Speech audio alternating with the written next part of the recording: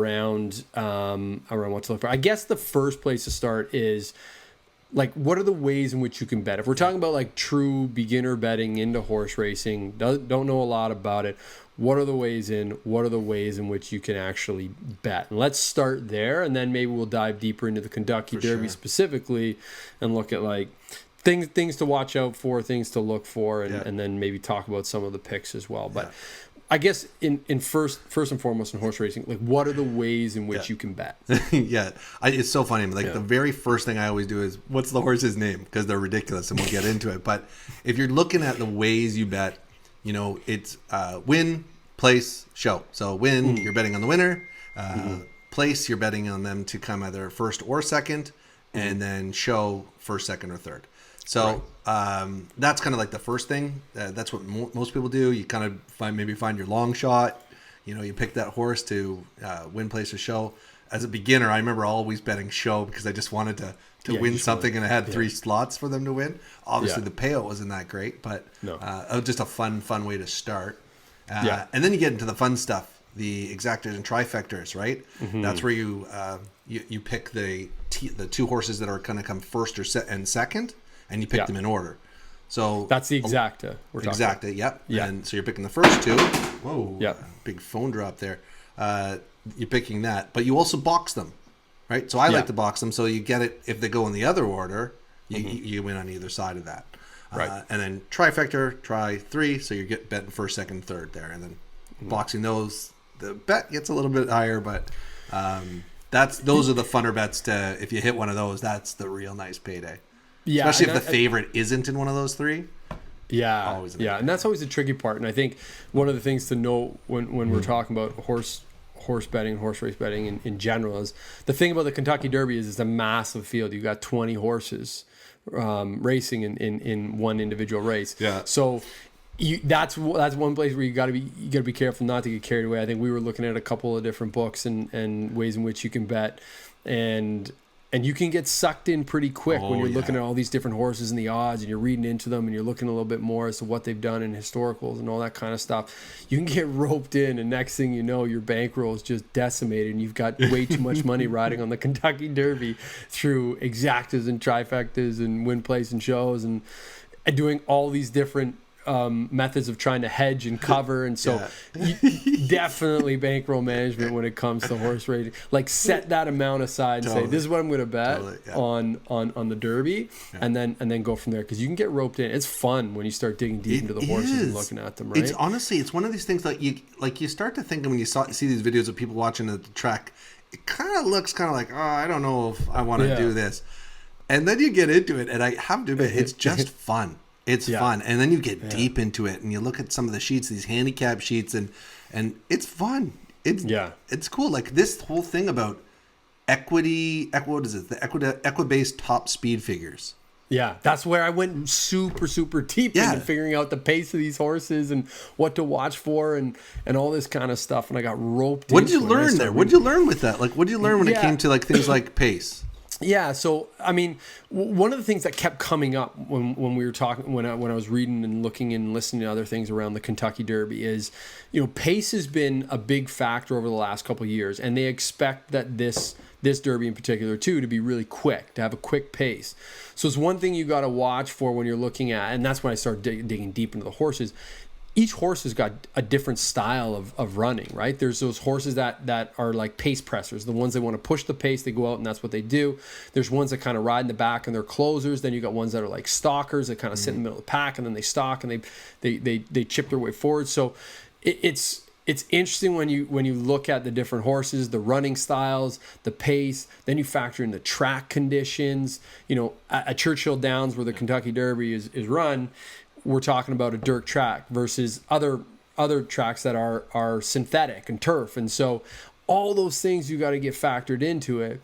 But really, like, one of the big things that I learned and took away from all this, there's a couple key things that you want to look for in terms of horses and when you're going to start to dig and do your research.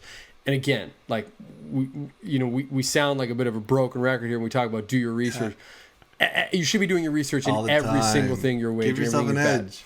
Absolutely. And in this case here, you should absolutely look at all these different factors. But there was a couple things that jumped out at me and were pointed in sort of the direction that you want to look at.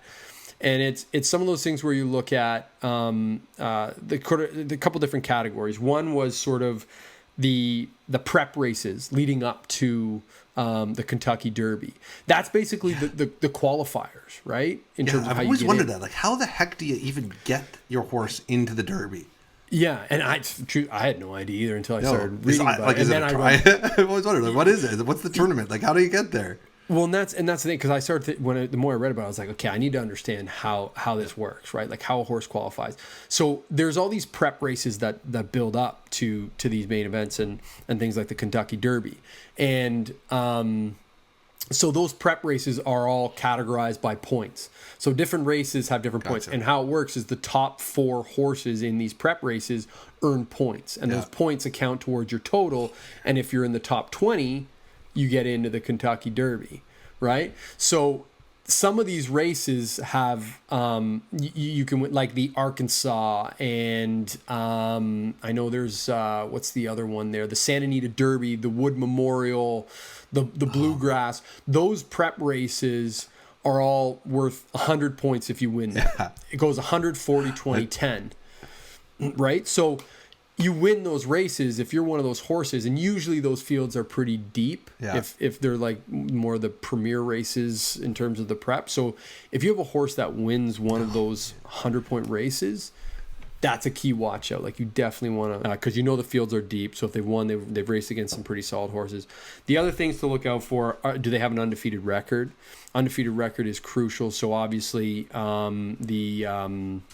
the favorite in the Derby this year, which is Essential Quality, has an undefeated record. I think he's 5-0, right? Okay. So obviously that's why he's the heavy favorite. At 2-1, you're not getting a lot of value on that. But yeah, so you look for undefeated. The other thing you want to look for, is we already talked a little about this, is do those horses like pace, right? Like pace is crucial. Are they a pace presser? Can they keep with the pace? That sort of thing.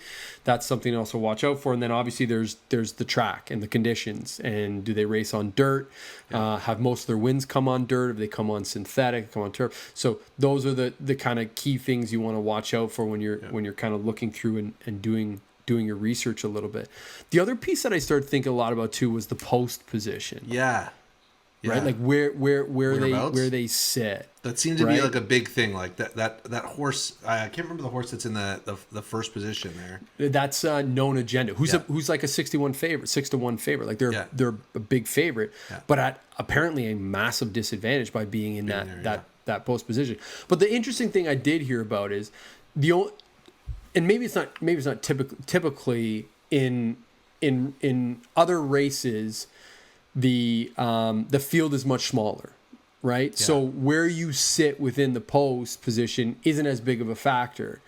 So that first post position in a race that has 8 horses is probably not that bad, because technically you're running a shorter distance around the track. There's a bit of an advantage there. But they say in the Kentucky Derby that first sort of post position is actually a disadvantage, because there's so many horses. They come out of the gates. If you get squished against the rail and you get blocked, you're screwed. You got no way out.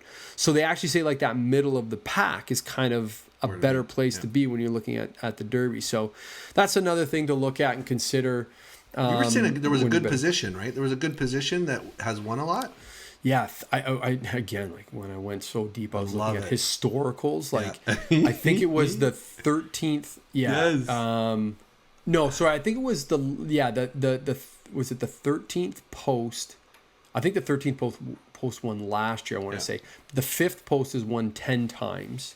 That was one of the bigger numbers. But I don't know. To me, like when I was digging through it, it does seem like a bit of a crapshoot. If you're too far out, like if you're sitting in that 1920 post spot, like our poor friend Soup and Sandwich, great handle for a horse. Love that. Like do you think they call him like? There's no way they call him Soup and Sandwich on the farm, right? No, it's like it's either Soups or Sandwich. Soups or Sandy. Sandy, come on. But like, wouldn't you like the thing of, I just want Soup and Sandwich to be in the mix down the stretch because I just want to hear the call. Yeah. Like I just want to hear the call. Like fun. here comes Soup and Sandwich. Like you know what I mean? How great would that be, right? Like the names are maybe one of the best parts about horse racing as well. But I did hear like if you're in that far end of the post, you got a longer way to run. If you think about it, it makes sense. You're way out on the outside and you got to cut all the way across. You're at a bit of a disadvantage there. So much to consider. So much to consider. But those are some of the key watch outs that I think I came across. Yeah, the one thing, weather, like that track condition right there, that one stuck out. That meant immediately I was like looking online and it looked like it was going to rain, but it doesn't look like it's going to rain anymore. So I was looking at who's done well in rain races. I like this. I mean, we found a couple good sites here. The Kentucky Derby site itself was awesome.